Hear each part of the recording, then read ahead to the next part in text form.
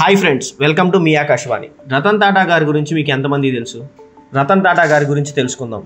రతన్ టాటా ఒక భారతీయ పారిశ్రామికవేత్త మరియు టాటా సన్స్ యొక్క మాజీ చైర్మన్. టాటా గ్రూప్ యొక్క హోల్డింగ్ కంపెనీ. ఇది భారతదేశంలోని అతిపెద్ద మరియు పురాతన సమ్మేళనంలో ఒకటి.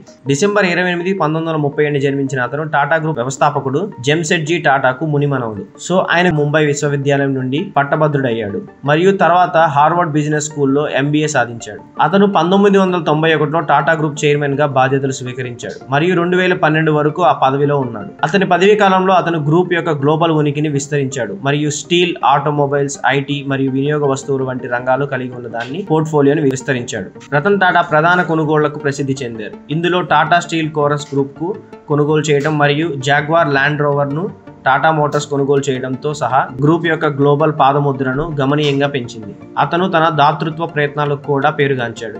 టాటా గ్రూప్ లాభాల్లో ఎక్కువ భాగం టాటా ట్రస్టుల ద్వారా ధార్మిక కార్యక్రమాలకు మళ్లించబడింది. భారతదేశపు అత్యున్నత పౌర పురస్కారాల్లో పద్మవిభూషణ్ మరియు పద్మభూషణ్ సహా వ్యాపారం మరియు సామాజిక చేసిన కృషికి రతన్ టాటా అనేక అవార్డులు మరియు గౌరవాలు అందుకున్నారు. పదవి విరమణ చేసిన తర్వాత అతను వివిధ కార్యక్రమాలలో నిమగ్నమై ఉన్నాడు మరియు రతన్ టాటా యొక్క పెట్టుబడి సంస్థ ద్వారా స్టార్టప్లలో క్రియాశీల పెట్టుబడిదారుడు.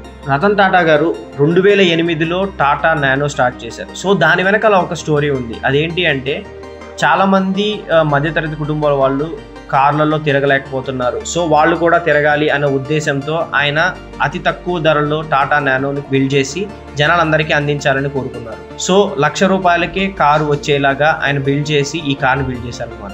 సో రతన్ టాటా గారి మాటల్లో భారతదేశం గురించి ఆయన ఏం చెప్పారంటే, దేశానికి ఆపద వస్తే నా యావదాస్తేనైనా ఇవ్వడానికి నేను సిద్ధం అని చెప్పారనమాట. సో ఇది చూశారు కదా టాటా గారి యొక్క గొప్పతనం. సో ఇలాంటి మరిన్ని ఇన్స్పిరేషన్ స్టోరీస్ తెలుసుకోవాలంటే మా ఛానల్ని ఫాలో అవ్వండి.